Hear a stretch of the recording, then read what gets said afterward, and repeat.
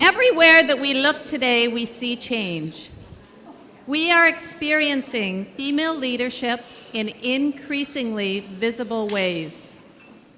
Books like Lean In by Sheryl Sandberg of Facebook, more women in graduate studies at universities, more women presidents or chancellors of universities, more women as CEOs of corporate institutions, and even the Ontario Securities Commission is now asking for more women representation on boards. The role of women is changing everywhere. Studies show that they have an increase in financial services and financial resources. They're in politics at a much more visible way in Canada. And as entrepreneurs, they're on the increase, which is a great thing because we have a couple of financial specialists on our panel today and one legal specialist. So today is also the 20th anniversary of when Kim Campbell became the first female Prime Minister of Canada. She has a really busy schedule today, but she's going to be speaking to young women at the University of Ottawa later on today. And yesterday, Andre was talking about the Women for Mental Health.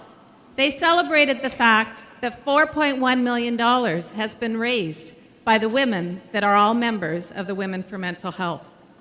And that's a wonderful thing to hear because it wasn't very long ago that we didn't celebrate these successes.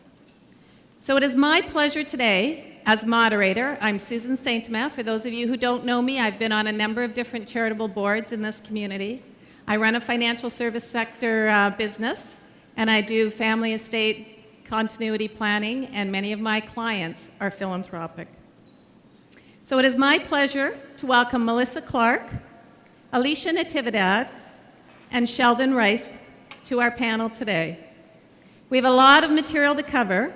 I'll give a few lines of introduction to each of them, but I would ask you to please go into your pamphlet and keep that with you to review who it is that is speaking today and what it is that their expertise are. Melissa Clark is a wealth advisor with RBC Dominion Securities with a large female client base. Melissa is active in many community and professional organizations in the Ottawa region. Alicia Natividad is an independent lawyer with a large female client base. She spends a significant portion of her time working with clients to develop tax strategies and appropriate process implementation structures, including wills and foundations. She is involved in many local charities, professional organizations, and many national and international avenues as well. Sheldon Rice is an independent financial advisor with Raymond James. Sheldon focuses on developing plans for financial security with a broad base of female entrepreneurs. He is involved in the local community and enjoys teaching at the post-secondary level as well. So now I'm going to get on with the program and ask some of the questions. And thank you again for coming here today. In my experience, philanthropy is first approached based on individual or family values, visions, and goals. As trusted advisors working with your clients on their financial plans and on their estate planning requirements, how would you describe your role working with your female clients once they have indicated a desire to get engaged in the philanthropic process? Melissa, can we start with you? Sure. Thanks very much, Susan, and thank you to Rosalind Byrne for inviting me today, and I was happy to say yes as well. What I find in the wealth management process is sometimes philanthropy is overlooked. Sometimes that portion is left out of the discussion. The process that we take is a holistic approach, and really my role is one of facilitator.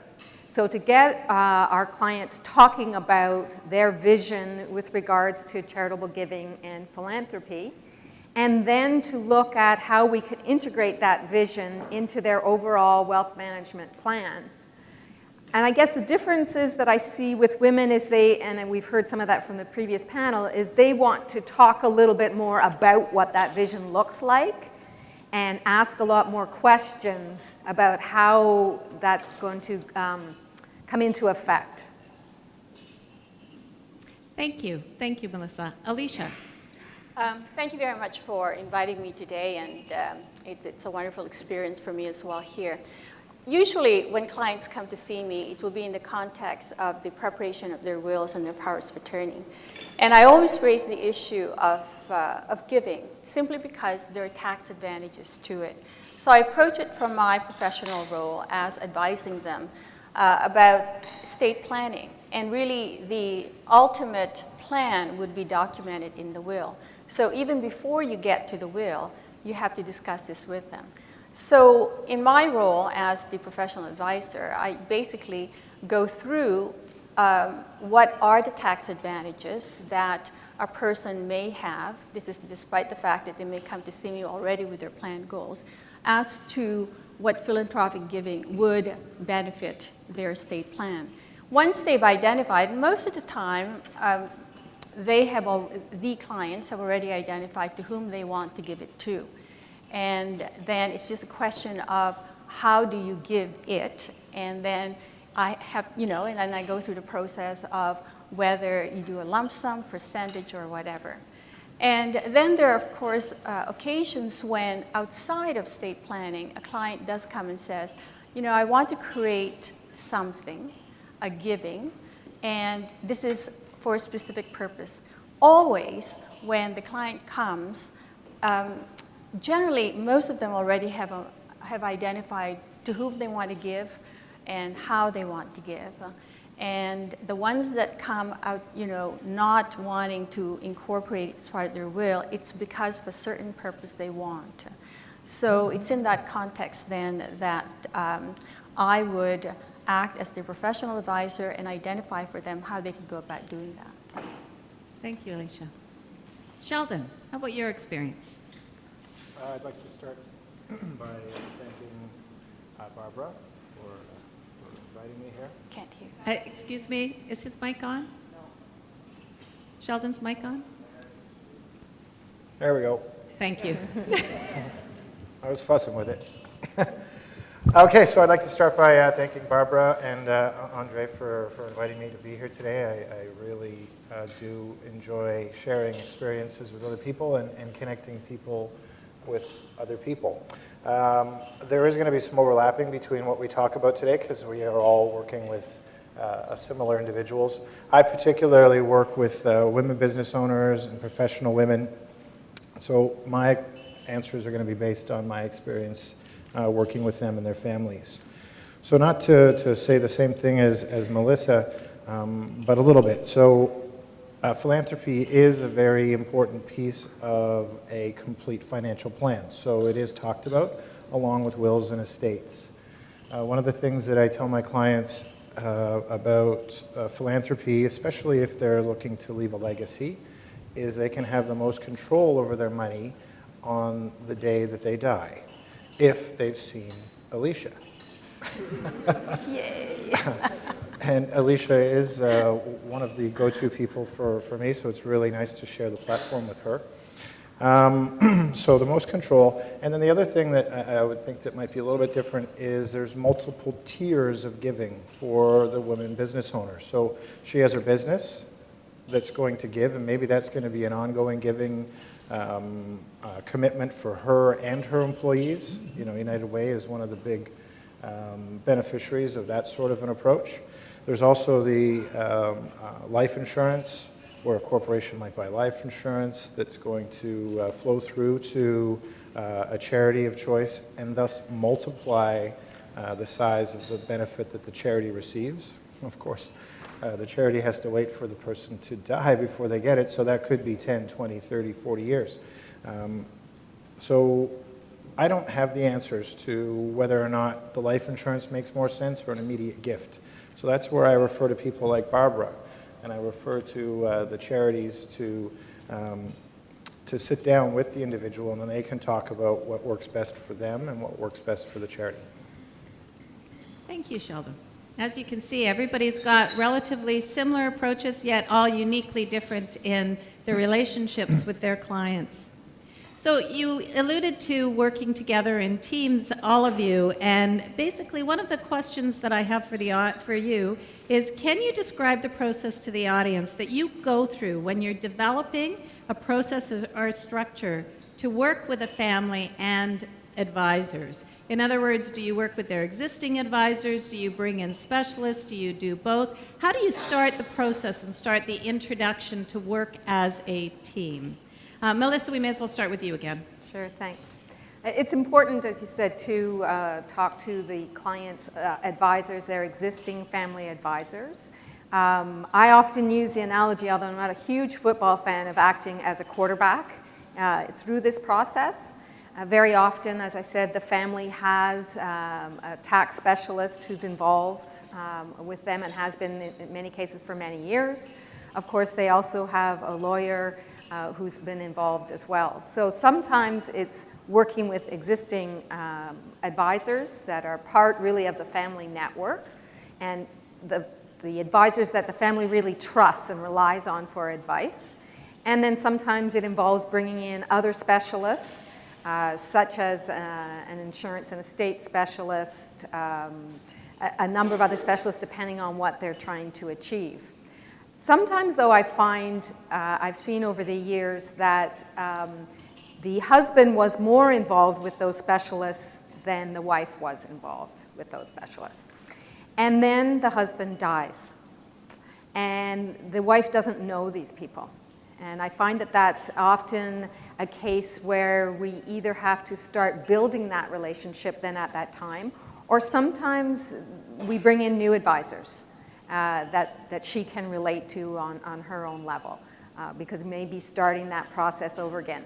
Obviously, it would be better not to have that situation happen, and so we try to make sure through the wealth management process that all family members are introduced and work together with the other advisors. So again, my role is often a facilitator in that process. That's good. Thank you, Melissa. Alicia. I like to work with both the accountants, the financial advisors that they have, and usually, interestingly, a lot of people have financial advisors, and it's always good to coordinate, the thinking and the planning together. So my process is always find out, is there a financial advisor? Do you have an accountant? Because a lot of things that we do in estate planning is tax driven. So you want to get the best tax advantage for whatever you do in estate planning. So that's my process. And then in terms of developing what is the strategy, it depends on the couple. And it's, I don't really see the distinction between men and women. It's whoever is driving it, and it could be either one. And generally, it's whoever is the most passionate about that giving. And if it's a couple that have experienced a tragedy, both of them usually are the drivers. And then they want to include the children, whoever is surviving. And so you do include all of them, plus the advisors. Thank you, Alicia. Sheldon, do you have anything to add? And also, go ahead and include your relationship, perhaps, with the foundations that your clients might be working with. That's excellent. As part of the team. Yes. So I said earlier I work primarily with women business owners.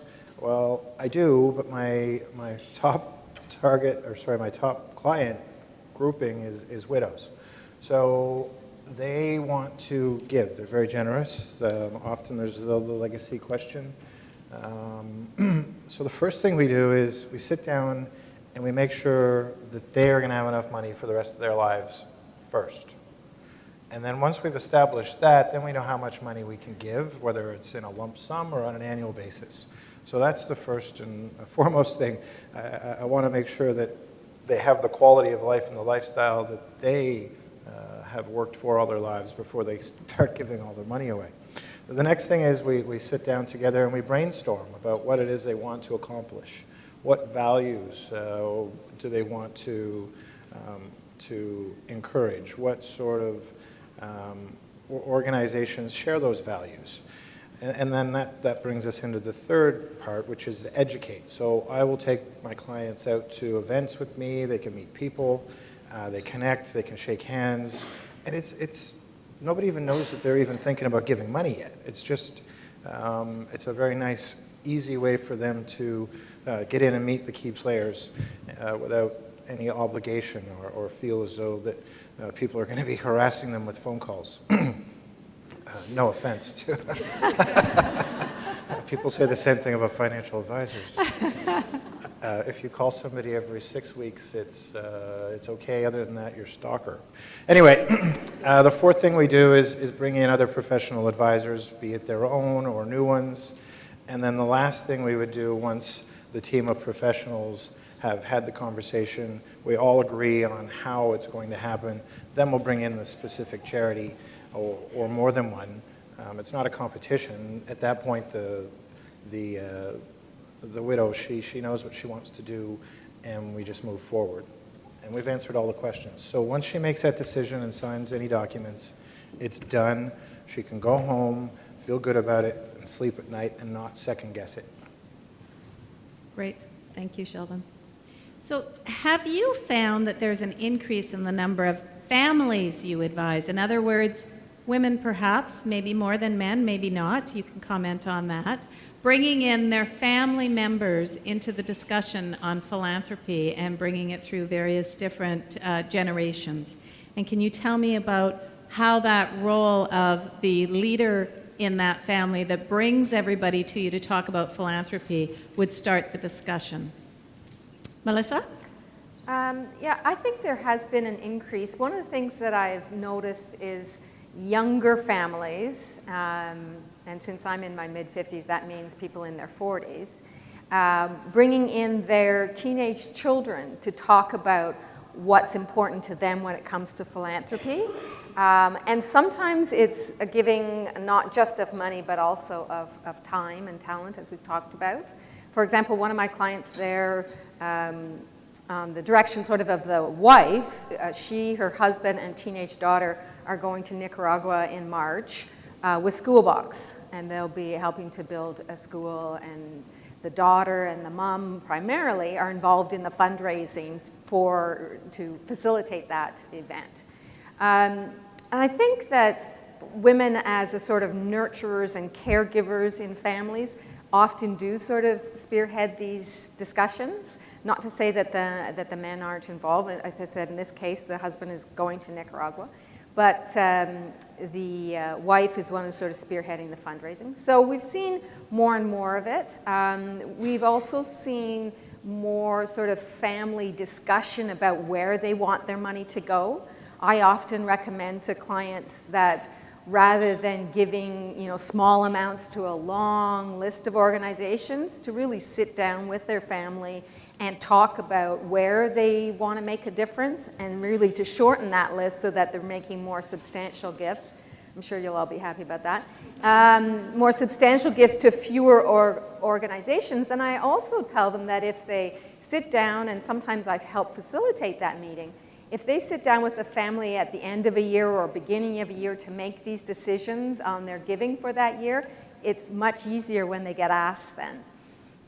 To know where the money's going to go, because they've already made these choices in advance and got their children, as I said, usually it's sort of teenagers and beyond, involved in that process. Great. Thank you. Sheldon, I'm going to add something on to that question for you that's not in our notes. And that is, do you find that there's also an increase at year end when people are considering their final tax dispositions for the year? Okay, so just to answer the question, if there's an increase in the number of families, yes. And it's because of amazing initiatives like the Royal Ottawa, Women for Mental Health, the University of Ottawa Leaders at Heart, and the education that they've been putting out.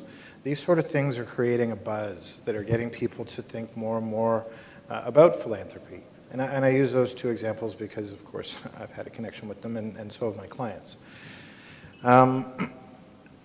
I will answer your question. One of the things that I do want to, I don't know if it's going to come out, but I was at a presentation on Monday. Barbara McGinnis was on the panel, and it was about trends that are going on in the United States. And one of the ones that really struck out to me was about collaboration. So if it's okay, I'll just share a couple of success stories about collaboration. So the one that a client of mine is involved with, Michelle Valberg, it's called Project North, and with collaboration with the NHL Players Association, we send brand new hockey equipment up north to the Inuit kids. So there is a local, has nothing to do with Ottawa, but a local group of people who have collaborated with a huge organization like the NHL Players Association. We could not do this without them because they give the money and give the discounts, and then we go out and we fundraise. I just want to add something. That's a woman getting men to give money, right? Sorry. Just saying. Absolutely. That's wonderful. So that kind of a bigger picture collaboration. So sometimes we work in our own communities, and it's hard to think of how an organization outside of our community can jump in and help us out for a community that has nothing to do with either one of the organizations. Does that make sense? So we're in Ottawa, the NHL Players Association is in Toronto, and this equipment's going to the kids up north. So those sort of bigger picture collaboration that Michelle came up with, along with Leslie Coates and Jeff Turner, has been brilliant. So those sort of bigger collaborations. And I'm just going to deviate a little bit more because I love to share stories. So another thing I'm seeing a trend in is the double bottom line.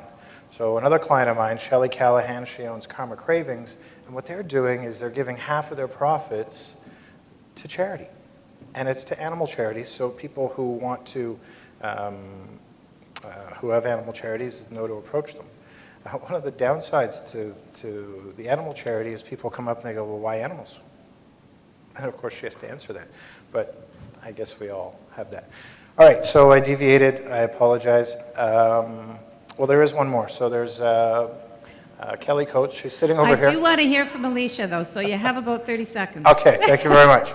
So Kelly Coates is in the corner over here. She came up with a collaboration with the chefs of 24 Sussex, of the Australian High Commission, of the British High Commission, and their, where's the Governor General? Governor General's house.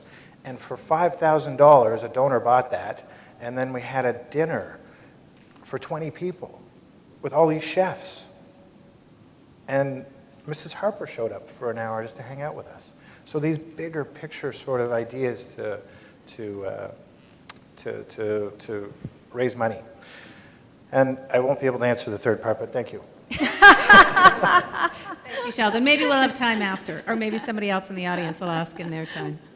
Alicia, how about you and families and your experience now versus 15 years ago when you were doing estate planning? Because I know you've been doing it at least as long as me.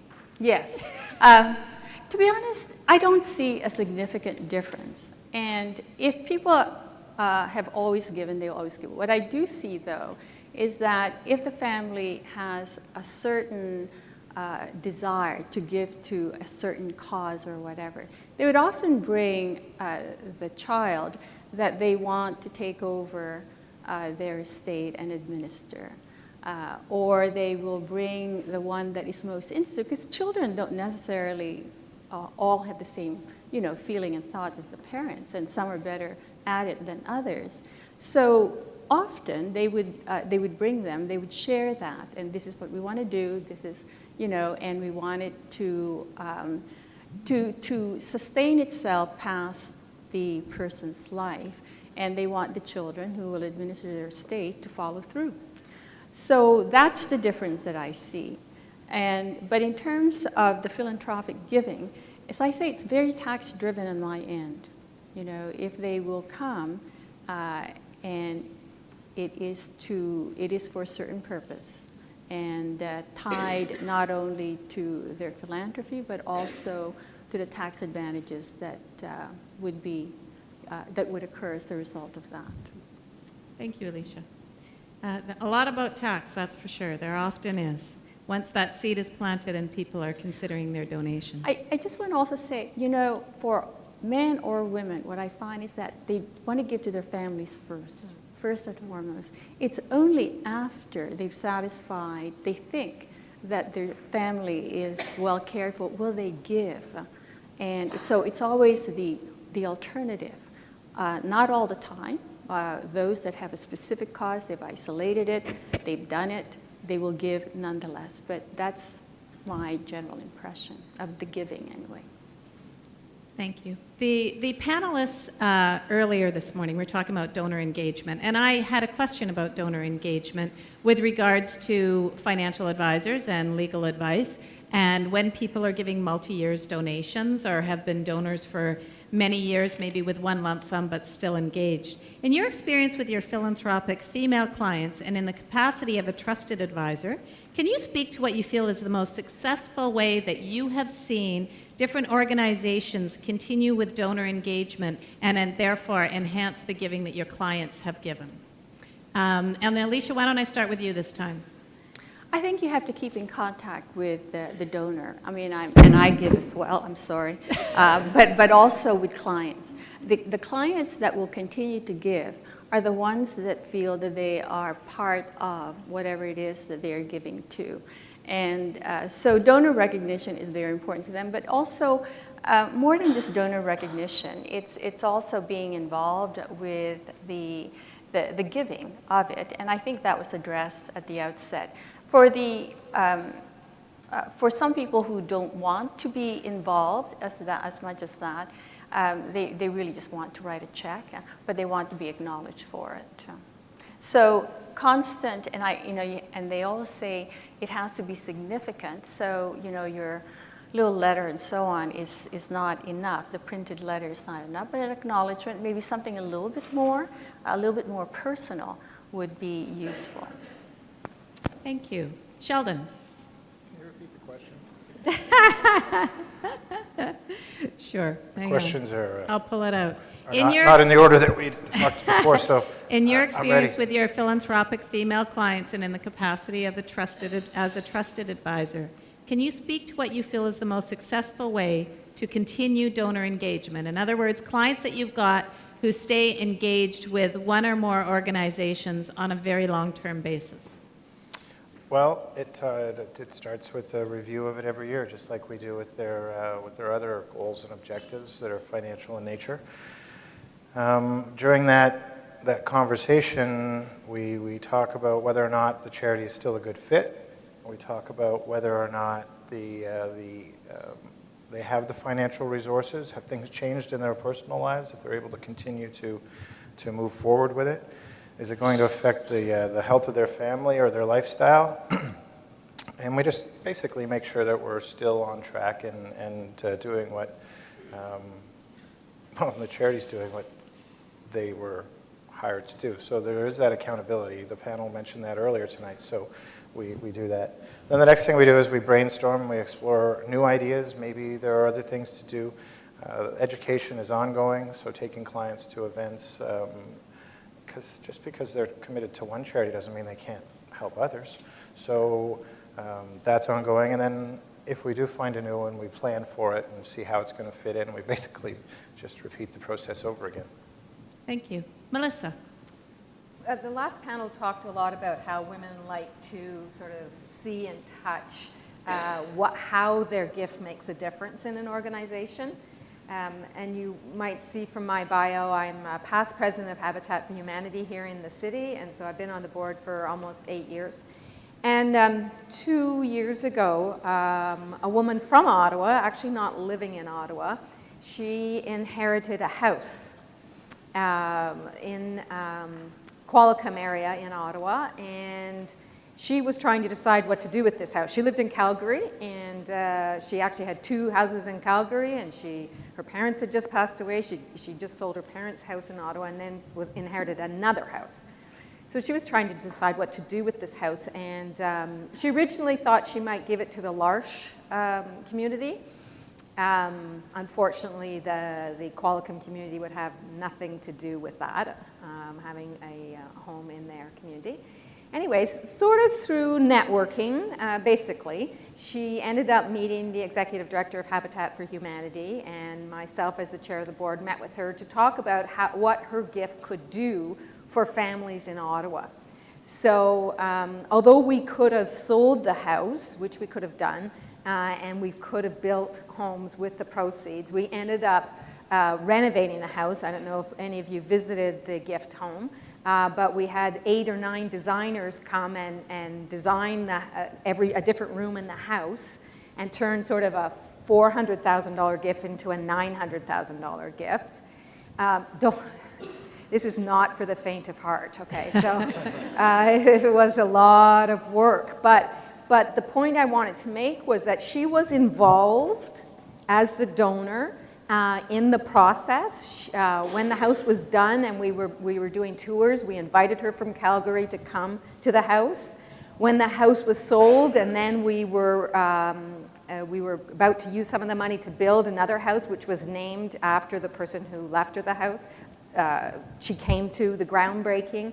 She came to the dedication. So the organization kept her involved so she could see what her money was doing over quite a long period of time. And I think that made her a lifelong donor, and she continues to give to the organization. So it's that sort of experiential giving.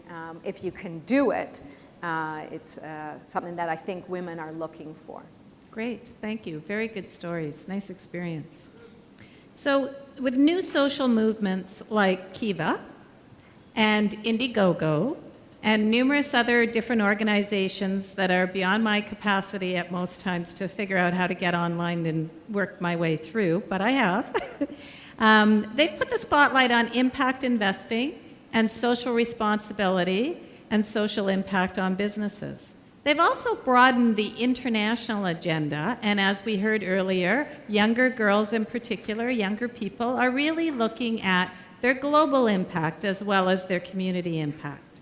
So Melissa and Sheldon, as an investment counselor and a trusted advisor to your clients, do you find an increase in the number of investment questions regarding social impact investing or social responsible investing? There's a certain group of people who have been perhaps always concerned in that area. So I deal with quite a few women physicians, and they have, throughout my career for the last 22 years, wanted, for example, to exclude certain industries from their investing. So they wanted to exclude tobacco. They wanted to exclude defense or weapons type of industries. They didn't want to invest in those types of organizations, and we had the capacity to do that. But more and more, there's some people, and again, some women and men as well, who want to understand what a difference their gift might be making.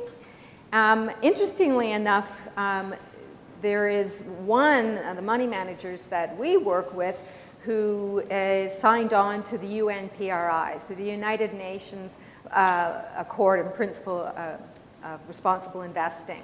So that organization, for example, and those that sign on to that accord tend to use the power they have as shareholders to make a difference in the organization. So one of the examples they give is that Unilever, I guess, uses a lot of palm oil, and palm oil, it takes a long time to produce, so they put a lot of pressure as shareholders on Unilever to use less palm oil in their process, which over time they did. So there are more avenues to get involved, such as that, than there used to be. There are a few more money managers, a few more funds in that, and a few more people who care. But there's still lots of people who, and I just had someone ask me the other day, and I said, you work for the Heart Institute. I'm sure you don't want to own tobacco. And she said, no, I want to make money. I was a bit surprised, I have to admit.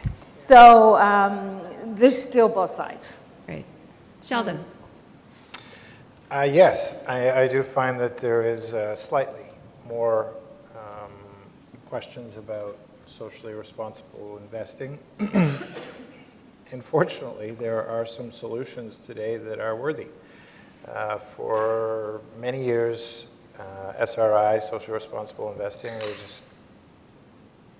I'll be frank. So you would have a group of people who would get together in New York City at a convention, and they would whine about not being able to make any money investing in the sector that they invested in. Fortunately, that's been shaken up, and there are some people who really believed in the cause and stepped up and are making a difference.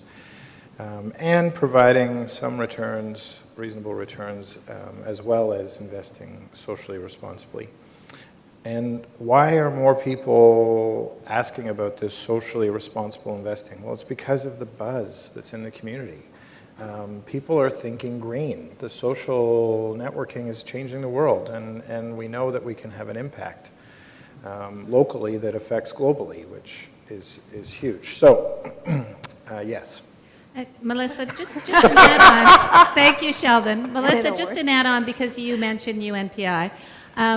Do you find clients actually will come forward and say, this is where my endowment money, I'm thinking about making a large contribution, but I'm looking at the investment policy statement of what this particular organization is, and how do I find out if they're on the same page as me with regards to social impact and socially responsible investing?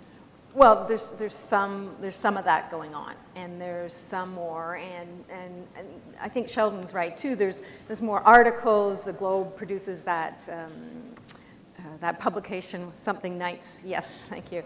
Corporate nights on a monthly basis. So there's more of that out there, and I think people are becoming more aware. They're becoming aware of accords such as the UNPRI, et cetera. So they're becoming more socially conscious. And choosing And which making those- charities and get the sometimes- money based on how the charities are Absolutely. investing it. Yes, that's an issue for sure. Thank you. Alicia, as a lawyer, can you provide some feedback on the complexity these days of multi-jurisdictional or international giving, and also in relation to the tax, as you were speaking about, when you have people that are perhaps citizens of other countries that are living here and making these donations?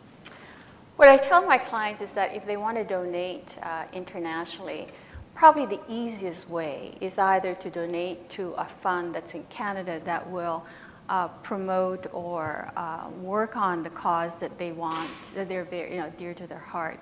That is really the easiest. Like, for example, Match International, which now is a fund for women, to help women in underdeveloped countries, and they will fund projects, and they work with the African Development Bank. So that's one aspect. Or, from my own experience, for example, in the Philippines, is to fund an agency there that will do the work that you want them to do.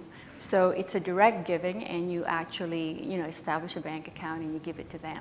So those are two easiest ways. Cross-border in the United States, I would always say create a foundation there, or you have to work with the laws of the jurisdiction where you want to do. But the easiest, of course, is you donate online, or you donate to the organization that will, reflect the values and the kind of work that you want them to do. But always, I always tell them to do due diligence in the organization itself, because otherwise, you want to make sure that your money is going where it is. So that's a short answer. Thank you. I think I have enough time for one more quick question. So I'm going to go ahead and ask it, and we'll try and keep the answers relatively short, although it may be difficult, so we may have to go over a little bit. It is interesting the number of family philanthropic enterprises that we see today. The Ivy family, the Richardson family, just to name a couple of them in Canada, who have very large foundations where the family foundation is awfully run by the female in the organization. Can you comment on a trend that you may see within your own client base, or those that you know within the firms that you work in? Do you think that there is a change or a movement to change that? Do you anticipate at some time that some of the younger men will take over, or do you think it will remain about the same? Melissa. I think that's hard to say. I don't know. I mean, there are 5,000 or more family foundations in Canada, but that still represents a small percentage of giving in Canada, usually at a smaller level. What I see is more donor-advised funds, which we're involved in at RBC, as well as, of course, the community foundation as well, where the families, men and women within the families, young and old, can make decisions as to where their money goes and what they support. So it's hard to say what will change. I think one of the things, the trends, which is good news for everyone sitting here, is that over the next 10 to 20 years, inheritances are going to grow dramatically. The number is $1 trillion to be inherited in North America over the next 15 years or so. And as Sheldon indicated earlier, the first thing that we all have to do is make sure we have enough money to live comfortably. But we tend to inherit money when we don't need it. You know, we don't inherit it when we're young and we have young kids, and we tend to not, and mortgages and all those things. So the good news is that we tend to inherit it, and I tend to see my clients inherit it when all their other needs are met. And so then when you're having the discussion about charitable giving and philanthropy, in that process, it makes more sense, and they have more leeway to make these decisions. Thank you. Alicia? I think there will be more money in the future, and because of inheritances, but also because women are earning their own money. So if you're talking about women in philanthropy, it's because women now are saying, this is my money, and I'll give it to whomever I want to. And so they don't necessarily have to ask their spouses. You know, some do, it's always, but as I say, what I see is that both men and women want to make sure that the family will be cared for, whatever it is. Single women are more likely to give immediate donations, bequests in their wills, but if they're in their lifetime very attached to a particular cause, they will give it nonetheless, despite the family and so on. But they also look at the capacity of their children to earn money.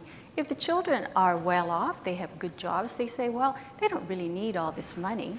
And so they will, you know, be quite happy and not feel guilty about giving it away.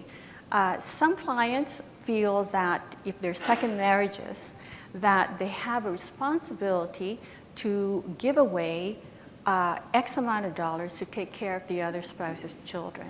And we create, you know, trusts, et cetera, for whatever it is they want to do. So that's new. But as I say, the one thing that's very clear to me is that women are making their own money, and they're spending it as they want it. Thank you, Alicia. 30 seconds, Sheldon. Sorry. In the beginning, God created. Anyway, he got that backwards. So to add value here, Speaking specifically on family foundations and leadership of family foundations. I can't speak to that specifically because I don't have any direct experience, but just looking at the trends in general, because I love trends. So women living longer, having own money, they have the wealth, they have the time, they have the health. I would suspect that we're going to see a growth in foundations. Thank you. Thank you. And that leads into my final remark. Thank you very, very much for coming on the panel today, and we're going to have some questions from the audience in a second. But I just want to read you this little blurb from Forbes August 2012 magazine. Power corrupts? Question. Maybe not this year. Many of the most powerful women in the world in 2012 are focused on giving back, not on selfishness. Surveying the philanthropic work of 2012's most powerful women is astounding. The group has donated millions of dollars in art, helped innumerable individuals through international humanitarian organizations, and raised consciousness and cash for causes closest to their hearts. Whether they are supermodels acting as goodwill ambassadors or businesswomen opening museums, 2012 was a good year for philanthropy. And I would add, a very good year for females showing leadership.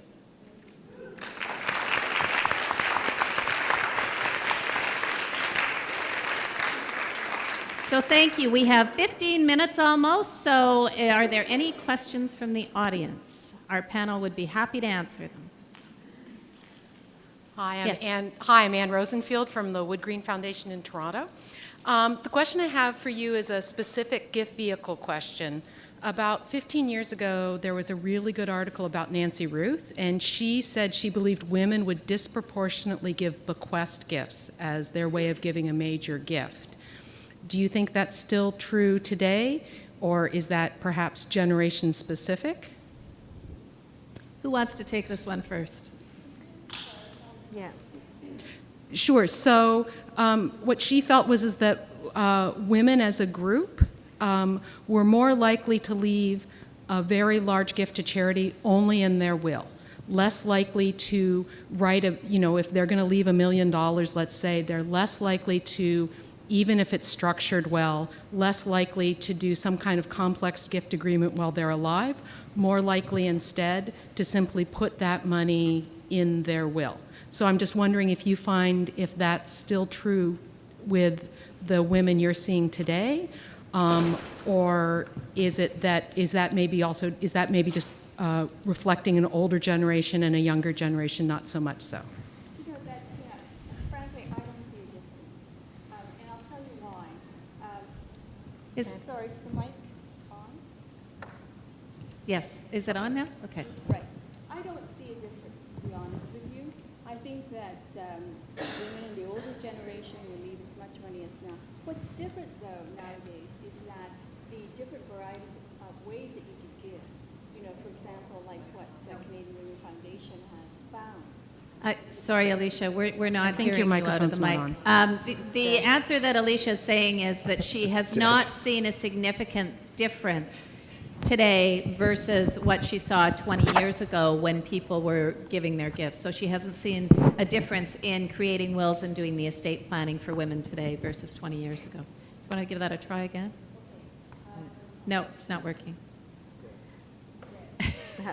Melissa, I think you wanted to add something. I was going to say that I still see women giving large bequest gifts. And I think it's partially because women from a financial perspective tend to be more cautious than men. And so they want to be 200% sure that they're going to have enough money to live comfortably, and especially if they are ill later in life. And so I find that women tend to give bigger bequests, in their wills rather than during their lives. And I think it's because of this concern about the cost of health care and long-term care, and their children aren't there to look after them, and all these things. Yeah. Could I just add something to that? It's not working. Okay, speak dear. into Sheldon's mic. Okay, speaking to Sheldon's mic. Oh, okay. Now I can speak. I tell my clients, when you're alive, you could use as much money as you want, right? It's in your will. It's when you're dead. So you're not going to need the dollars and cents. So because you don't know how much will be left, you could do percentages. And so that's really the best way of doing it, because dollars and cents, are subject to inflation and so on. And the answer to your question is, I've said, I do not see a difference. And we had this conversation. I think women are just as inclined now to write big checks, and certainly not hesitating at a table whether or not to do it, if they know already that that's the organization they want to give. What's better now is that there's flexibility in the gift giving. And I think that's very important, because it's a lot easier on the budget for gift giving to be done on a monthly basis on a smaller scale over a certain number of years. You still attain the same kind of benefit. Sheldon, did you have anything you wanted to add quickly? Yeah, Hi. So I don't see that changing. Of course, there is a fear, and rightly so, of a woman losing her independence at a time when she's going to need the money that she has, perhaps, to take care of her health. So I still see that leaving a large legacy kind of present happening in the will.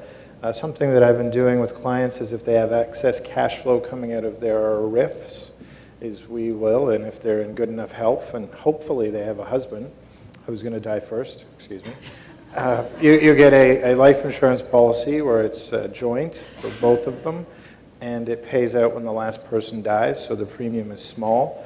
And they can take money out of their RIF, pay for the life insurance premium, and still give the legacy and not have to worry about being able to maintain their lifestyle while they're alive.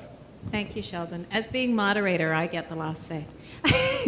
So my experience is a little different. I'm going to be a little contrarian, and that is when you see leaders like Shirley Greenberg stand up to the podium, Shirley Westindy, who's here at the back of the room and a philanthropist that many of us know. When you look at the leadership and the success leaders that we have in this community and throughout Canada, and when you listen to what Forbes says internationally about donors and women stepping up, and you look at Sheryl Sandberg and other people like that, I actually think the trend is to not just leave it in your will, but I think more women are signing those checks for $1 million plus and are making their contributions, and I've seen it myself on a much more frequent basis than I had in the past.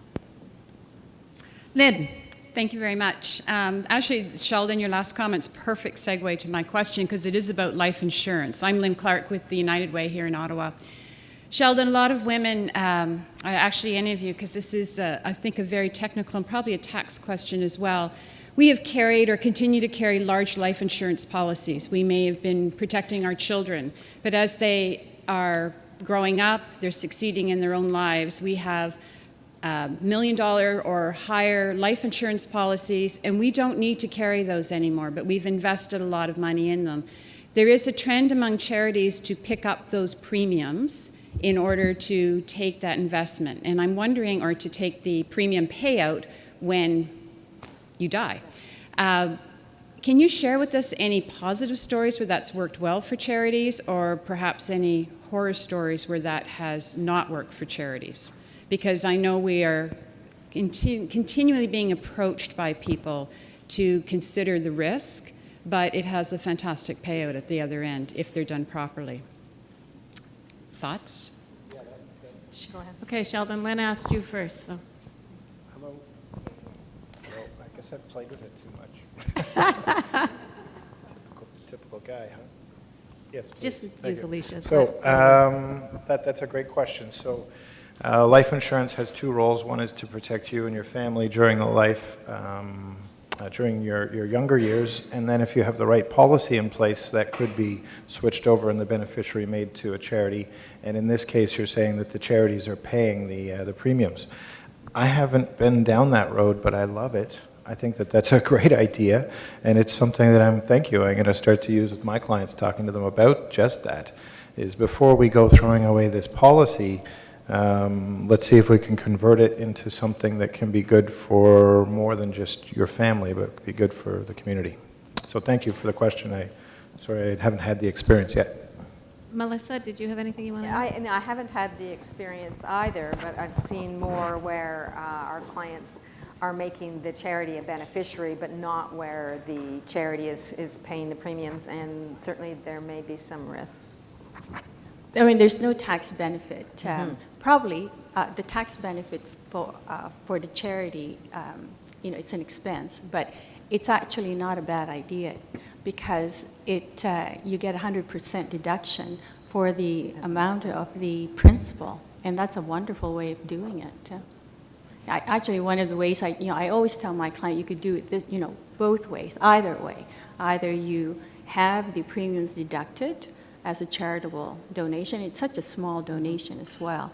And so it's probably better if you donate the principal amount in your will at the time of death, because then you get 100% of the principal value. I have, Lynn, several success stories. I will only share one with you today, but I have several success stories of life insurance where a charity has taken over the premium, where there have been business owners who have gotten rid of their businesses and no longer require the insurance for their key man in business and shareholder agreement.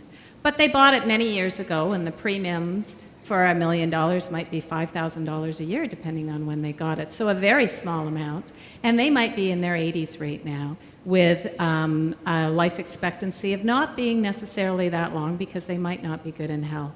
So I have one client who was in that situation, donated his life insurance to the charity, who then received in excess of $750,000 and ended up paying about 3 years premiums, so paid about $15,000. So that was a very good thing for the charity. And he would not have been able to continue with the premiums. He was in a difficult situation. So That would have been a sad story had that life insurance been canceled. So instead, he made it into a good story. There are several others that I've got that I'd be happy to share with anybody at some point in time, but I am cognizant that we've got another panel to get on, and we've got one more speaker. But depending on the circumstances, I've heard certainly more good stories than bad stories. And actually, one more, because it was actually a multi-million-dollar, $5 million life insurance policy. And the woman was going to cancel the policy and instead was in the process and had sold it to the charity who had not yet made a premium. And the charity received the full amount without having to make a premium payment. So there are several good ones out there that we can talk about at some point. Okay, last one. Okay, very quickly, my name is Janet Krantz. I'm a consultant. I also sit on the board of AFP and have some oversight for these events. And I just wanted to add one word about this last issue with the insurance premiums, that I did work for a charity where we got an amazing major gift in that way. We weren't ready for it. So I would just say to all charities, please do the boring stuff, get your policies in place, make sure that you have people on the ground who are going to notify the right people. In this particular instance, the gift came. The gentleman had always relied on his financial advisor to remind him to pay the premiums, and his financial advisor became critically ill, was not able to do that. The premium got missed. He got very upset, and none of it needed to happen in the short run, and we lost the gift simply because of procedures and processes. So all I can say is it's wonderful. Just do your due diligence and make sure it happens. That's all. Process is very important, particularly in the financial world. So thank you again. I think we've concluded our part of